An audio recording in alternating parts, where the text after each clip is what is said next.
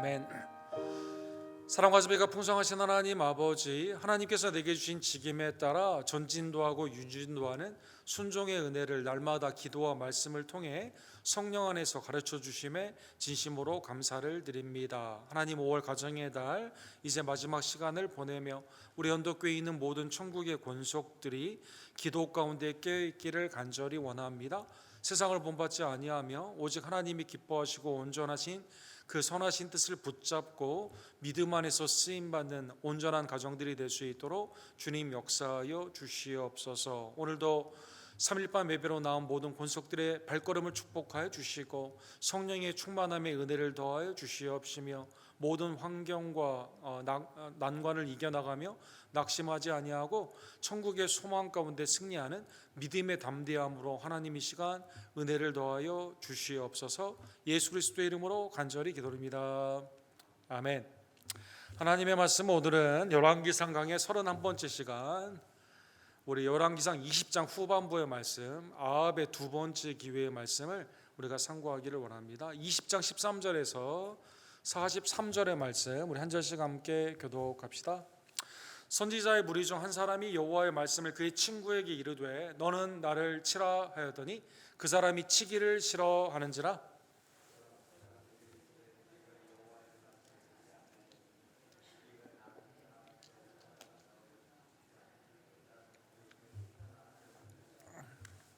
그가 또 다른 사람을 만나 이르되 너는 나를 치라 하매 그 사람이 그를 치되 상하도록 진지라.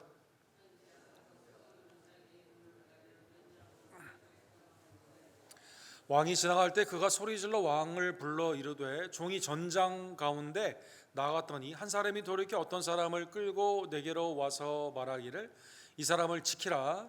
만일 그를 잃어버리면 내 생명으로 그의 생명을 대신하거나 그렇지 아니하면 내가 은 한 달란트를 내야 하리라 하였거늘.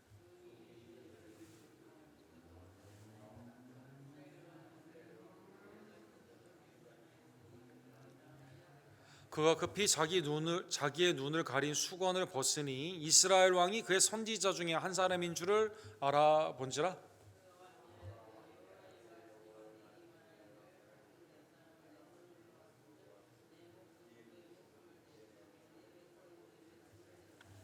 같이 읽겠습니다.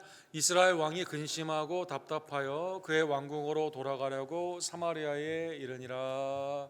아멘. 오늘 아합의 두 번째 기회, 아람과의 전쟁 가운데 있었던 이 두 번째 전쟁에 관한 하나님의 은혜의 말씀을 상고하기를 원합니다. 우리 열왕기 상하에 보면 다윗처럼 매우 훌륭한 왕이 있고 솔로몬처럼 지혜가 뛰어나서 이 시바의 왕도 올 만큼 아주 하나님의 영광을 드러낸 중요한 왕들이 많이 있습니다. 그런데 세속의 역사를 보면, 성경 말고 세상의 역사를 보게 되면, 물론 다윗 왕이 여러 기록에 남아있긴 하지만 다윗 왕뿐만 아니라 다른 어떠한 왕보다도 가장 많이 기록된 왕은 놀랍게도 오늘 본문에 우리가 계속 보고 있는 아합 왕에 대한 기록이 굉장히 많이 남아 있습니다. 예를 들어 메시아라고 불리우는 그 유명한 모압의 큰 기둥이 있죠. 그 역사서에 보게 되면 아합 왕이 항상 그 나라가 강성해 가지고 우리를 굉장히 괴롭게 했다. 아합 왕의 아주 뛰어난 군사력과 그 다음에 정치력에 관한 그러한 기록이 이렇게 남아 있습니다. 쿠시스트리라고 하게 되는 아수르에 관련되어 있는 그 역사 기록서에 보게 되면 역시 북이스라엘이 이 아합 왕 때 굉장히 번성했다라는 그러한 기록들이 그 가운데 나와 있게 되는 것이죠. 즉 세상의 나라의 평가에서는 이스라엘 왕들 중에서 물론 다윗 왕, 솔로몬 왕이 매우 뛰어나고 통합의 왕들로 많은 기록들이 남아 있지만 그 외에 다른 왕들을 보게 되면 아합 왕에 대한 평가가 굉장히 높게 되어 있는 것을 볼 수가 있습니다.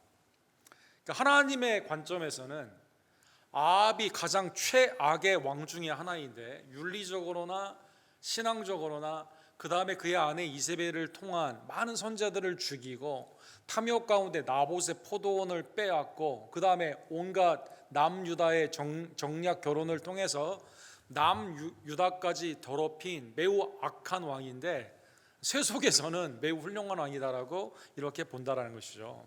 즉 세속의 평가가 아무리 좋다 하더라도 하나님의 눈에는 매우 악할 수가 있는 대표적인 예가 아합 왕이다라고 볼 수가 있는 것입니다. 그러면 그 예가 오늘 본문에 나와 있는데 열왕기상을 쭉 보시면 상하를 쭉 보시면 사울에 대한 기록, 다윗에 관한 기록, 솔로몬에 대한 기록이 사무엘상하, 열왕기상하의 역대기에 이게 쭉 나와 있는데 제일 많이 나와 있는 건 물론 다윗이죠.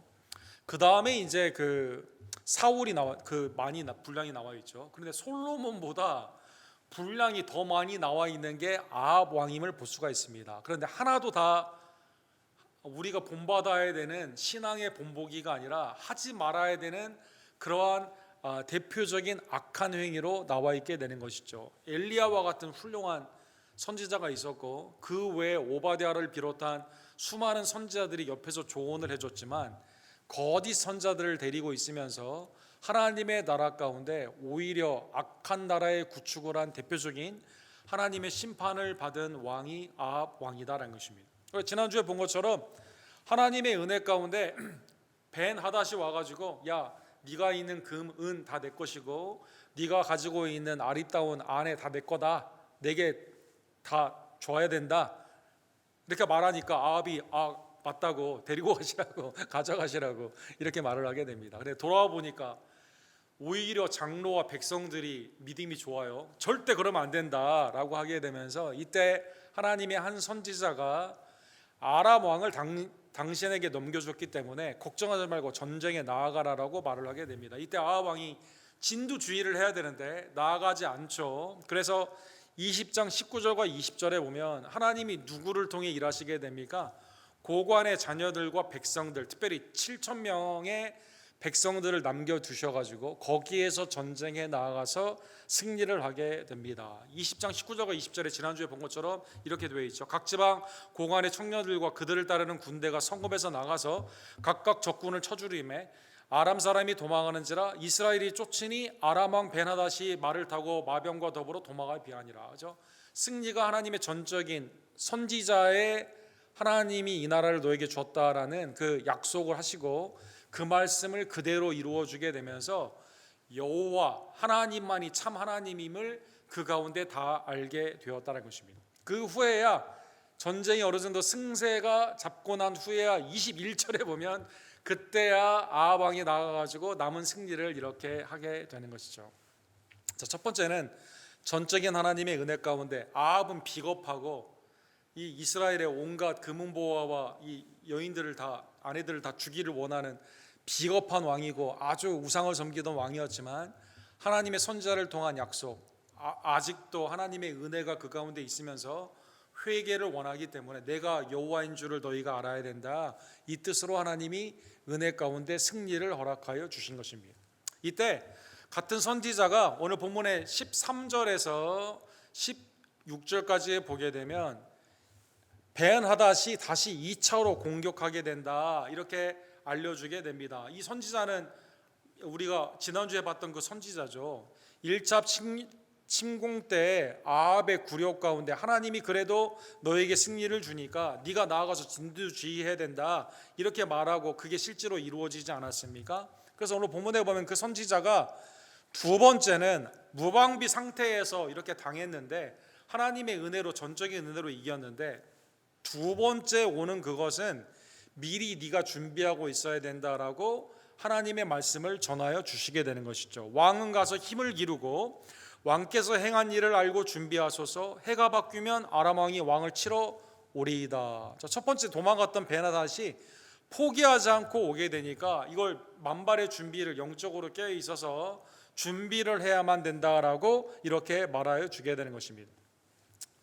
아닌 게 아니라 아람의 그 궁중 회의에서 아람의 신하들이 벤하닷에게 이렇게 말을 하게 되죠.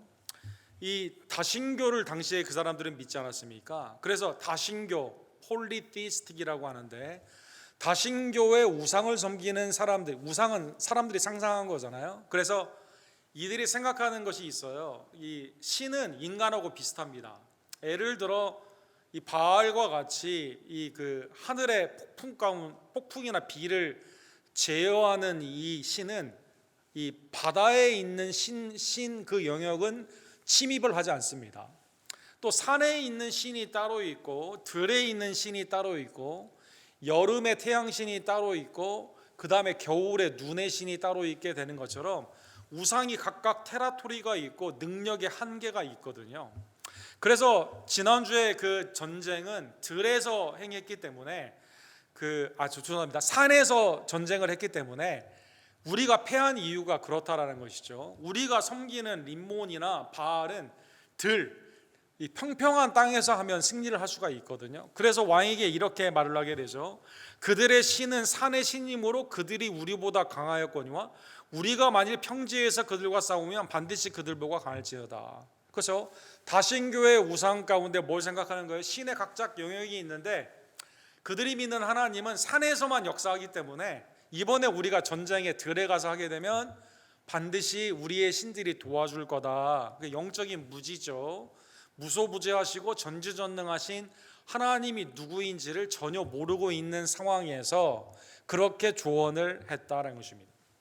이 당시의 아람의 우상들을 크게 세 가지로 볼 수가 있죠. 하닷이라고 하는 태양신을 볼 수가 있습니다. 그래서 하닷의 신의 아들이 왕인데 그래서 그 이름이 벤 하닷이 된 거죠. 그래서 그 당시에 이제 문양 같은 걸 보게 되면 이렇게 이 혼란스러운 그러한 세상 가운데서 이걸 쫓고 있는 케이오스를 쫓고 있는 당시의 바알과 같은 그들이 섬겼던 신들의 그 문양들이 이렇게 나와 있습니다. 오른쪽은 벤 하닷이라고 하는 그 신인데 하닷의 자녀들이 있어요. 그래서 하닷이 있고 이 사람은 태양신입니다. 아들이 있는데 그 사람은 벤 하닷이에요. 그래서 나라를 통치하게 됩니다. 딸들은 뭘 통치하게 될까요? 다산, 아이를 낳는 그 일들을 통치하게 된다는 것입니다. 그래서 그 여러 신당들이 각자 신당들이 있어요. 하닷의 신당이 있고 림몬, 여러분 나아만 장군이 나중에 엘리사에게 고침을 받게 되었을 때 뭐라고 말합니까? 내가 하나 부탁이 있는데 림몬의 신당에서 우리가 예배를 드리는데 이때 내가 어쩔 수 없이 예배 드리지만 내 마음은 하나님께 있다. 이제 그렇게 말하자지. 림몬이라는 신도 이렇게 있는데 다 영역이 다르고 한계가 다 다르기 때문에 하나님도 그렇게 생각한 거죠.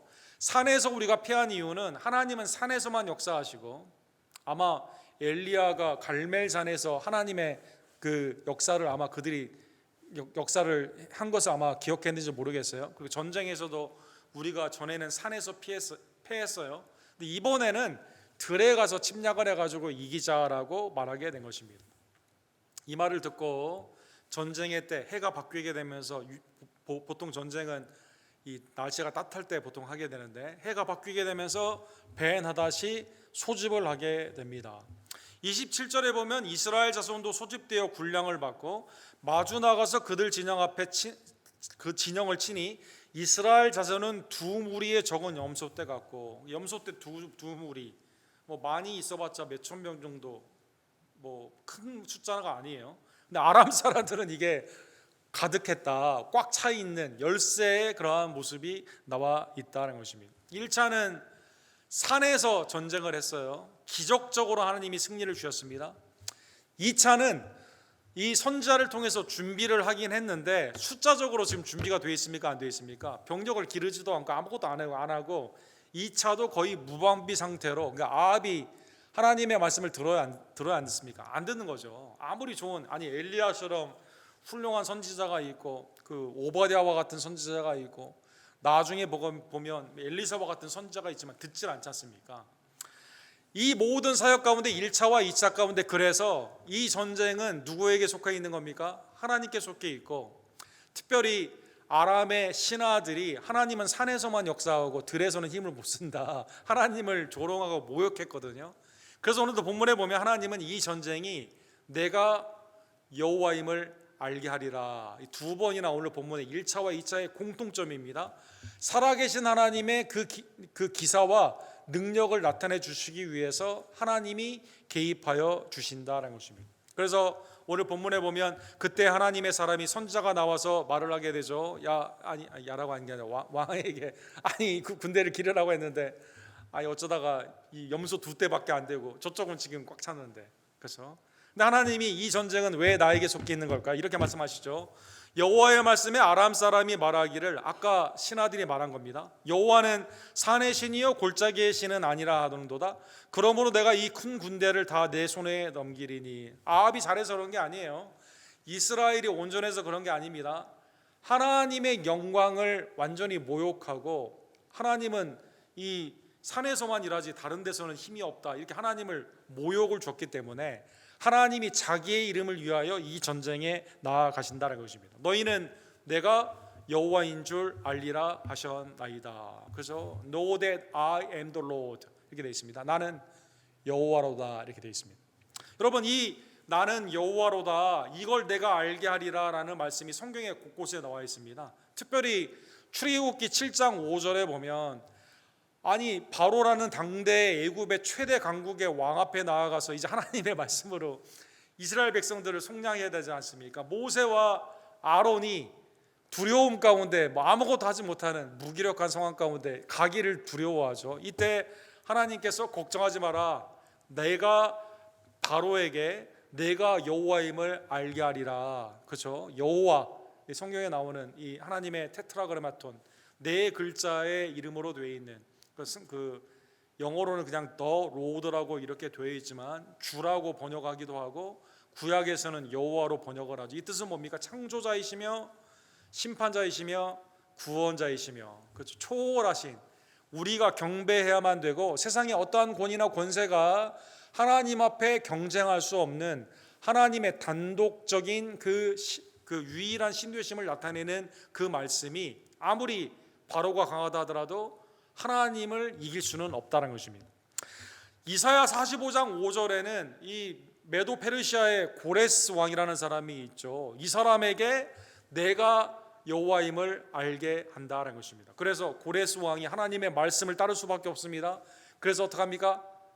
칙령을 내가지고 이스라엘 백성들을 보낼 수밖에 없게 되는 것이죠. 그래서 하나님의 사역자로 고레스가 당대 최대 강국의 왕이지만 하나님과 경쟁할 수는 없다는 것입니다. 에스겔 36장 23절에 보면 포로로 잡혀갔던 이스라엘 백성들이 하나님은 이제 힘이 없다라고 생각을 하고 있죠. 근데 하나님 뭐라고 말씀하십니까? 내가 너희를 예루살렘에 보냄으로 말미암아 내가 여호와됨을 너희에게 알려주리라, 이렇게 말씀해 주는 것이죠. 즉 내가 여호와임을 알아야 된다, 나타내리라, 이런 뜻은 뭘까요? 하나님의 창조주 되심, 심판주 되심, 구원주 되심, 우리가 그 앞에 경배할 수밖에 없고 낮아질 수밖에 없고 그를 높일 수밖에 없는 그것을, 하나님의 하나님 되심을 나타내기 위해서 두 번째 전쟁도 하나님의 전적인 은혜 가운데 하나님이 개입하여 주시는 것입니다. 그렇기 때문에 전쟁은 하나님께 속해 있기 때문에 오늘 본문의 29절과 30절에 보게 되니까 일곱째 날에 접전하여 전쟁에 붙은 거예요. 수가 뭐 말도 못하게 지금 염소 2대하고 여기는 보병만 10만, 죽은 사람만 10만이다라고 이렇게 남아 있습니다. 그 다음에 성벽에 남아 있는 사람이 2,700명이 도망가가지고 남았는데 성이 무너져가지고 이렇게 죽지 않습니까? 12만 7천 명이 이렇게 죽게 되는 이 상황 가운데 하나님이 이 전쟁을 전적인 승리로 이끌어 주셨다는 것입니다. 그리고 30절에 보면 왕 벤하닷은 도망을 하여 골방으로 이렇게 숨게 됩니다. 보병만 10만에다가 피해서 나아간 2만 7천 명이 죽었기 때문에 엄청난 숫자죠. 사랑하는 성도 여러분, 구약의 전쟁을 보게 되면은요, 하나님이 전적으로 주셔서 승리하신 그 숫자가 엄청난 숫자들이 이렇게 나오는 것을 볼 수가 있습니다. 예를 들어 여로보암 때에 남유다의 왕 아비야에게 전쟁을 여로보암이 걸어오게 되죠. 이때 하나님이 아비야에게 승리를 주시는데 여로보암 쪽에 있는 이스라엘 군대가 50만이 거기에서 죽게 됩니다. 아사왕 때, 역대하 14장에 나와 있습니다. 아사왕 때에는 이 도와줄 사람이 아무도 없는 거예요. 그렇죠? 강한 자와 약한 자 사이에 도와줄 사람이 아무도 없는 그러한 상황 가운데 구수 사람들이 몰려오게 되었을 때 100만 명이나 오게 되는데 이때 하나님이 이 아사왕에게 그의 겸비함을 보고 승리를 허락하여 주시게 되는 것입니다. 즉 하나님께 속해 있는 그 전쟁은 사람이 아무리 많다 하더라도, 군인이 많고 무기가 좋다 하더라도 군마가 많다 하더라도 하나님께서 반드시 승리하게 하여 주신다라는 것입니다. 자, 이제 도망을 갔습니다. 도망을 가니까 신하들이 또 꾀를 내기 시작해요. 이 아합 왕은 성경에 보면 인자한 사람이다 이렇게 나와 있어요. 이 뜻에 여러 가지 의미가 있는데 이 사람은 우유부단하고 그러니까 마음의 심지가 굳지 못하고 이런 뜻도 해석될 수가 있는데요. 어쨌든 이 사람에게 가서 우리가 좀 살려달라고 말을 하자, 부탁을 하자 이렇게 말을 하게 됩니다. 우리가 먼저 가서 부탁을 하고 왕을 모셔올 테니까 우리가 가서 이렇게 화친할 수 있도록 한번 도움을 구하자. 지금 전쟁이 누구에게 속해 있다고? 하나님께 있기 때문에 선지자의 말대로 그냥 가서 이제 이 나라 아람을 이기면 되는 거예요. 다 이겼어요 지금. 그리고 왕만 잡아가지고 이제 멸절하면 되는 겁니다. 그러면 북이스라엘 아람을 시리아를 이기는 거죠. 아주 중요한 시기가 있는 거죠. 이렇게 해서 가게 됩니다. 모셔가게 됐어요. 그러니까 아합이 여차여차해서 우리 왕이 좀 화친을 하기 원합니다 라고 하게 되니까 그는 내 형제라 이렇게 말을 하게 됩니다. 아합이 그래? 그는 내 형제다 이렇게 말을 하게 되죠. 빨리 모셔오라고. 그래서 화친을 하게 됩니다. 화친을 하게 되니까 이 조건이 뭐냐면 그러면 아람에 있는 땅을 받아야 될 거 아니에요. 근데 그 땅을 받는 게 아니라 전에 빼앗겼던 그 땅만 그냥 돌려주게 되는 겁니다. 사랑하는 성도 여러분, 이게 오늘 본문의 31절에서 35절까지 나오는 그러한 내용이 되는 것이죠. 아합이 이르되 내가 이 조약으로 인해 당신을 놓으리다 하고 이에 더불어 조약을 맺고 그를 놓았더라. 아니 지금 처다라면 아람 제국, 아람의 그 나라가 다 하나님이 주셨기 때문에 북이스라엘의 차지가 되는 거거든요. 그런데 이 사람이 와가지고 그냥 전에는 나를 막 압제하던 사람이 이제는 좀 내 밑에서 굽실굽실 되면서 좀 살려달라고 하니까 아합이 무슨 생각을 들어요? 그래? 자기가 얼마나 인자한 사람인가를 보여주길 원하는 거죠. 그 다음에 어디에서 만족을 합니까? 전에 빼앗겼던 땅만 그냥 받으면 된다 이렇게 생각을 하는 거죠. 그렇죠? 이 고구려와 발의 땅을 다 차지해야만 되는데 그냥 거기 두만강에서 자르게 되고 통일신라 시대 때 그 위에를 그냥 주게 되는 것과 비슷한 것처럼 그냥 이 정도면 됐다라고 생각하면서 화해를 하게 되었다는 것입니다. 이게 그래서 이 화해 가운데 베나댓이 돌아가게 됩니다. 자, 이게 오늘 본문 앞에 있는 사건이 됩니다. 자, 오늘 그러면 본문의 사건을 짧게 우리가 살펴보기를 원합니다. 자, 선지자가 아까 그 선지자 중에 한 명, 아마 동일인처럼 보이는데 본문에 보면 선지자 무리 중에 한 명이 나오게 되죠. 그러면서 행동의 비유라고 말을 하죠. 액션 패러블이라고 합니다. 비유를 행동으로 보여주는 겁니다.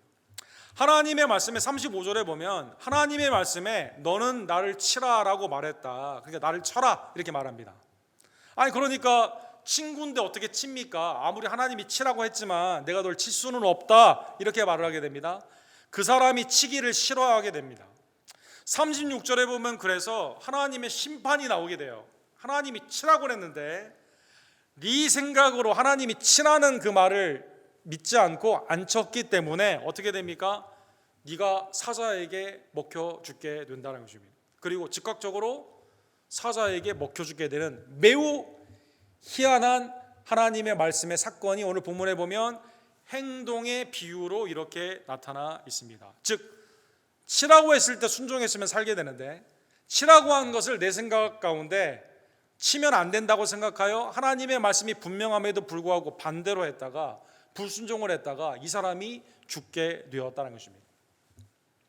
사랑하는 성도 여러분, 성경에 보면 행동으로 하나님의 그 뜻을 나타내는 경우가 있습니다. 이 비유의 이야기가 있고 해석이 있는 것이 굉장히 많지만 때로는 하나님이 행동으로 보여주시고 그 행동을 통해 사람들에게 하나님이 즉각적으로 지금 하시는 일이 뭔가를 보여주는 사건들이 있는 것이죠. 예를 들면 이사야 20장에 보면 굉장히 이상한 행동의 패러블이 있어요. 이사야가 3년 동안 옷을 완전히 발가벗고 네이키드로 애굽하고 구스를 돌아다니게 됩니다. 이렇게 쭉 돌아다니게 됩니다. 3년 동안이나 돌아다니게 됩니다. 그러면 이사야의 입장에서는 이게 무슨 창피인가라고 할 수 있는데 이렇게 하는 거예요. 이 뜻은 뭘까요? 하나님이 이사야 20장 4절부터 설명을 해주시죠. 이 설명은 뭡니까? 바벨론으로 멸망을 하게 되어가지고 그동안 그렇게 강했던 애굽이나 구수의 제국도 바벨론의 멸망을 통해 포로 이렇게 잡혀가게 된다, 이렇게 알려주시게 된 겁니다. 그리고 실제로 바벨론에게 멸망이 되어서 이 사람들이 옷이 벗겨진 채로 수치 가운데 포로로 잡혀가게 되는 것이죠. 또 하나 예를 생각해 보십시다. 에레미야 13장에 보면 하나님이 에레미야에게 띠를 사가지고 그걸 가지고 이 유브라다에 가서 그거를 이렇게 숨겨놓으라라고 말하게 됩니다. 그리고 가서 나중에 그 띠를 보게 되죠. 린넨으로 되어 있는 그 띠를 보게 되죠. 에레미야 13장에 보면 이렇게 되어 있습니다. 내가 유브라데로 가서 그 감춰온던 꽃을 파고 띠를 가져오니 띠가 썩어서 쓸 수 없게 되었더라. 그래서 하나님이 새 띠를 사가지고 물에 적시지 않고 거기에 잘 놓으라고 했는데 가보니까 이게 완전히 썩게 된 겁니다. 이 뜻은 뭘까요? 내가 유다의 교만과 예루살렘의 큰 교만을 이같이 썩게 하리라. 하나님이 우상을 섬기던 이스라엘 백성들에게 아무도 쓸모가 없게 된 이스라엘을 향해서 이제 심판하는 그 내용을 비유 가운데 행동으로 이렇게 보여주셨다는 것입니다. 신약에도 예수님이 행동의 비유를 한 경우가 있습니다. 예를 들어 무화과 나무, 열매가 없었던 무화과 나무를 저주한 사건을 볼 수가 있습니다. 예루살렘에 들어가게 되었을 때 예루살렘 성전, 제사장, 바리새인 그 가운데 있는 이 기도와 말씀에 하나님의 은혜 가운데 주님을 향한 겸손의 믿음과 섬김이 없고 탐욕으로 가득 차 있었던 당시의 그 모습이 마치 무성하긴 한데 열매가 없는 무화과 나무와 같다는 것입니다. 그래서 주님이 예루살렘에 입성하는 그때 있었던 사건이에요. 길가에서 한 무화과 나무를 보시고 그리로 가서 잎사귀밖에 아무것도 찾지 못하시고 마태복음 21장 19절에 보면 나무에게 이르시되 이제부터 영원토록 내가 열매를 맺지 못하리라 하시니 무화과 나무가 곧 마른지라. 제자들이 묻죠. 무화과 나무가 말랐는데요. 주님이 저주해가지고 진짜 말라서 죽게 되었는데요. 이렇게 말씀하시게 되죠. 이때 주님이 이렇게 말씀하시죠. 믿음이 있으면 이 산을 바다에 던지게 할 수 있게, 이것뿐만 아니라 이 산을 바다에 던지는 그러한 능력도 있게 되고, 그 다음에 이 비유의 핵심을 22절에 이렇게 말합니다. 너희가 기도할 때 무엇이든지 믿고 구하는 것은 다 받으리라 하시니라. 기도 가운데 있는 믿음으로 기도하는 것이 얼마나 중요한가. 믿음이 빠져버린 예배의 행위는 열매 없는 나무, 그 잎사귀만 무성한 무화과 나무와 같고, 신앙의 본질, 하나님의 우리에게 주시는 역사하는 능력 가운데 있는 그 신앙은 믿음 가운데 있는 기도이다라는 것입니다. 자, 여기에서도 액션 패러블이에요. 제자들이 늘 이걸 보면서 기억나겠죠. 마른 나무를 볼 때마다 기억을 하겠죠. 여러분과 저도 열매 없는 그 무성한 무화과 나무 이런 얘기만 들어도 벌써 우리가 그 뜻을 알지 않습니까? 자, 어쨌든 치라고 한 거 내 생각으로는 하나님이 치라고 했지만 안 치는 게 나을 것 같아요. 이 사람은 죽었어요. 치라고 한 사람은 이 쳐도 되나 하지만 하나님이 치라고 했기 때문에 쳤어요. 이 친구 선지자를 상하게 했어요. 그러나 이 사람은 살게 되었다는 것입니다. 그래서 이 사람이 이제 이 선지자가 얼굴을 다쳐가지고 이제 붕대를 이렇게 하고 이제 숨긴 가운데 아합 왕에게 나아가게 됩니다. 아합 왕에게 가서 이것과 관련되어 있는 하나의 이야기를 하여 주게 되는 것이죠. 아마 보니까 얼굴이 나가서 전쟁 가운데 이렇게 다치게 되는 걸 보니까 아합 왕이 여러 가지 생각을 했겠죠. 왜 다쳤을까? 어쩌다가 이렇게 됐을까 생각을 했겠죠. 이야기를 하나 해주게 됩니다. 전쟁에 나갔는데 어떤 사람이 나에게 어떤 사람을 부탁을 했어요. 이 사람을 꼭 지키라라고 말했습니다. 생명을 보호하라는 뜻입니다. 지키라고 했습니다. 근데 만약 생명을 지키지 못하면 그 생명 내가 너에게 받을 거다 이렇게 말합니다. 그렇지 아니하면 내가 은 한 달란트를 내어야 하리라. 아마 지켰으면 아마 은 한 달란트가 보상이었던 것 같아요. 만약에 이렇게 생각하지 못하면 은 한 달란트를 내가 받겠다 이렇게 말을 하게 된 것이죠. 근데 40절에 보니까 내가 그 사람 지켰습니까? 못 지켰습니까? 못 지켰습니다. 그래서 이 사람을 잃어버리게 된 겁니다. 그러니까 아합 왕이 그 일을 듣다가 자 이제 어떻게 하면 좋죠? 라고 하게 되니까 아합 왕이 40절에 뭐라고 말하죠? 야 네가 처음에 그 약속을 지키지 않았기 때문에, 약속을 이행하지 않았기 때문에 그 사람 이제 뭐 잃어버려서 죽거나 그 사람을 못 찾게 되면 어떻게 되는 거예요? 네 생명 네가 감당해야 된다. 내가 스스로 결정하였으니 그대로 당하리라 하니라. 마치 나단 선지자가 어떤 부자가 있어요. 근데 손님이 왔는데 양 한 마리 있는 그 사람에게 뺏어갔어요. 그래서 딸처럼 여기던 그 양을 뺏어간 그 사람 어떻게 해야 됩니까? 죽어야 됩니다. 그 사람 이렇게 말하게 된 것처럼 아합 왕이 이 얘기를 듣고 야 이거 네가 책임을 져야 된다 이렇게 말하게 되는 것입니다. 자, 그러면 앞에 행동의 패러블이 하나가 있고 이야기의 비유가 하나가 있습니다. 그러면 여기에 대한 해석은 뭘까요? 뜻은 뭘까요? 42절에 보면 아합이 이렇게 말했잖아요. 야 네가 담당해야 된다 이렇게 말하지 않았습니까? 자, 그러면 하나님이 아람 왕과 아람 군대를 넘겨줬는데 아합은 무슨 생각을 했어요? 그냥 이 사람이 내 밑에 이제 굴종하게 되니까 이제 내가 그 사람보다 더 높아지게 되고 전에는 내가 이렇게 우러러 보는 사람인데 내가 이제 발등상으로 이제 밟을 수도 있지 않습니까? 그 다음에 뭐 전에 빼앗겼던 땅도 좀 받게 되고 물론 아람을 다 차지하지 못했지만 받게 되는 이러한 상황 가운데 이 정도면 됐다. 자기가 또 얼마나 용서해 주는 사람인가를 나타내고는 내 인품도 이 영광 가운데 나타내기도 얼마나 좋은 겁니까? 그래서 하나님의 말씀이 아람 왕과 아람 군대를 넘겨줬는데 내가 여호와됨을 알리라. 이건 하나님의 거룩한 전쟁인데 이걸 다 살려주는 생각을 아합 왕이 해가지고 이렇게 한 거거든요. 그래서 오늘 본문에 보면 해석을 그렇게 해주게 됩니다. 42절이 오늘 본문의 핵심의 말씀이 되는 것이죠. 우리 다 같이 읽도록 하겠습니다. 그가 왕께 아뢰되 여호와의 말씀이 내가 멸하기로 작정한 사람을 내 손으로 놓아줬은즉 내 목숨은 그 목숨을 대신하고 내 백성은 그의 백성을 대신하리라 하셨나이다. 이게 펀치라인, 액션 패러블과 비유의 이야기의 행동의 비유와 이야기의 비유의 실제 이 선지자가 만든 그 사건 가운데 있는 이 사건의 실질적인 해석이 된다는 것입니다. 그러니까 여기 이제 43절에 보면 이게 아합 왕이 근심하며 다시 자기 마을로 돌아가게 되는 거죠. 자, 그러면 이 말씀은 어떻게 이루어지게 되었을까요? 처음에는 한 3년 동안은 좋았어요. 3년 동안은 아람이 자기 국력을 정비하고 또 이렇게 하는 동안에 좋았습니다. 3년째 전쟁을 또 하게 됩니다. 전쟁을. 그래서 아합 왕이 이때는 자기의 사돈이거든요. 이제 여호사밧을 전쟁에 끌어들이게 됩니다. 이때 여호사밧이 선지자에게 한번 물어보자, 이 전쟁이 하나님께 속해 있는가 물어보자 라고 하게 되니까 이 거짓 선지자가 나와가지고 어떻게 말합니까? 이 뿔로 이렇게 하는 것처럼 보면서 이 아람 군대 당신에게 좋기 때문에 승리가 당신에게 있습니다. 나가도 됩니다. 이렇게 말을 하게 되죠. 이때 미가야라는 선지자가 말을 하죠. 미혹하는 영 가운데 이 전쟁에 참여하게 되는데 전쟁에서 당신은 죽게 된다. 이렇게 말을 하게 됩니다. 자, 그 말을 들었는데 어떡합니까? 아합이 전쟁에 나가지 않았을까요? 전쟁에 나갑니다. 전쟁에 나갔는데 그 말이 마음에 걸렸는지 어떻게 하죠? 자기 왕복을 누구에게 입힙니까? 여호사밧에게 입히게 됩니다. 사돈에게 입히게 됩니다. 그리고 자기는 평복으로 입고 나가게 됩니다. 근데 놀라운 것은 열왕기상 22장에 보면 어떤 사람이 겨누어서 쏜 것도 아니에요. 그냥 무심결에 활을 쐈어요. 이 활이 쭉 나와가지고요 아합에게 맞게 됩니다.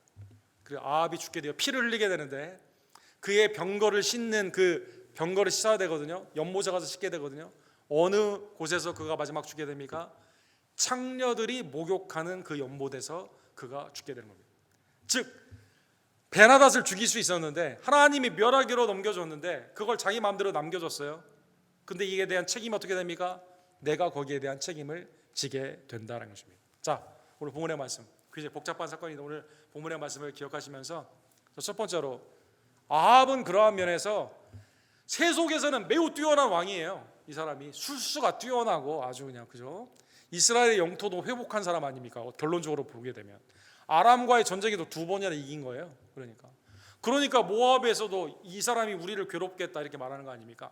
아니 아시리아 아수르에서도 이거 아주 강한 왕이었다 이렇게 말하지 않습니까? 그러나 결정적으로 우상을 섬기며 하나님의 말씀을 듣지 않았기 때문에 하나님의 심판을 받게 된 것이죠.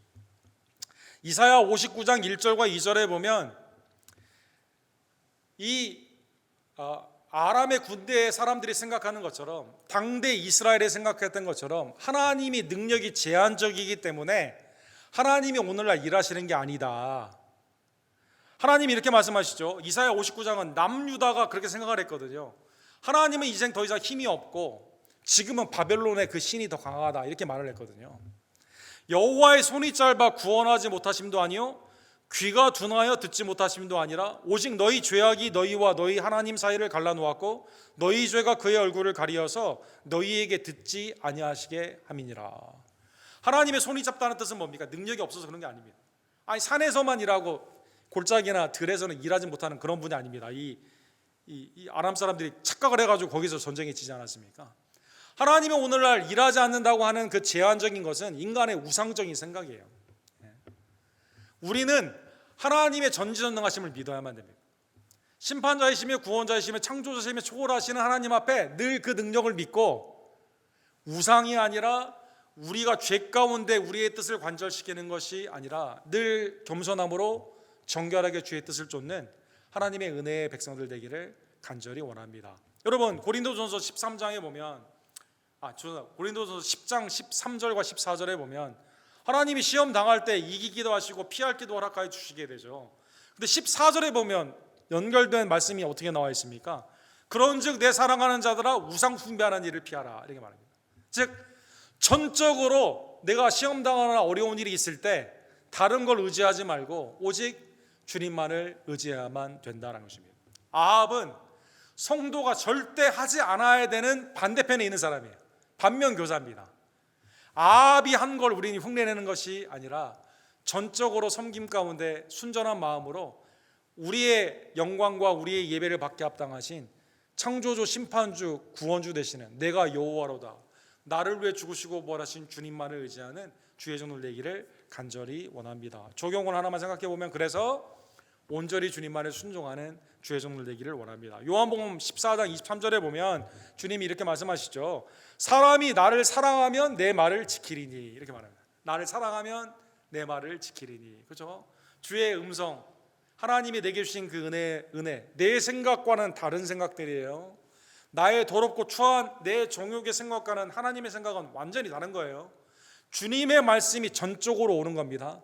하나님의 은혜의 말씀이 이해가 되지 않고 내 상황 가운데 이렇게 다른 방법이 좋을 것 같다 하더라도 오직 주님이 내게 주신 그 말씀, 성경 안에 있는 성령의 영감의 그 말씀 가운데 주님을 사랑함으로 주의 말씀을 지키는 주의 종들 되기를 간절히 원합니다. 내 아버지께서 그를 사랑하실 것이요 우리가 그에게로 가서 거처를 그와 함께 하리라. 영원한 하나님의 나라의 은혜의 백성들이 누구냐? 하나님을 사랑하며 주님을 사랑하며 주의 말씀을 지키는 것이다라는 것입니다.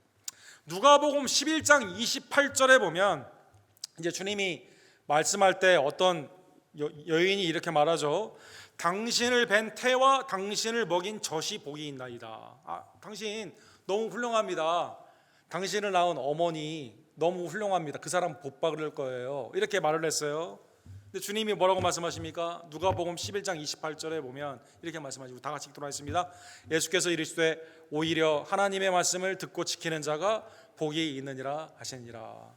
예수님을 낳은, 그렇죠, 천주교에서는 테오타카스, 하나님의 어머니, 그렇죠, 성모 마리아보다 누가 복이 있는 거예요?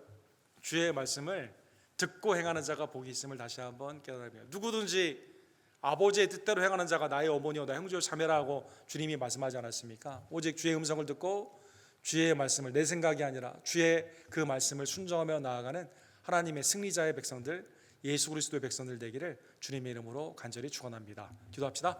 사랑과 자비가 풍성하신 하나님 아버지, 오늘 아합의 중요한 아람과의 1차 전쟁과 2차 전쟁을 통해 전쟁은 하나님께 속해 있으며 하나님의 이름이 나타내는 그 전쟁 가운데는 전적으로 승리하게 되는 그 은혜의 말씀을 우리에게 주심에 감사를 드립니다. 하나님, 이 승리가 우리 가운데 그리스도를 통해 허락되었음을 감사하며 내 생각과 나의 정욕을 뒤로하고 오직 그리스도의 말씀을 순종하며 주님을 온전히 사랑 가운데 순복하며 따라가는, 그러므로 주님의 승리의 기쁨으로 동참하는 하나님의 순전한 백성들을 낼 수 있도록 주님 역사하여 주시옵소서. 예수 그리스도의 이름으로 간절히 기도드립니다.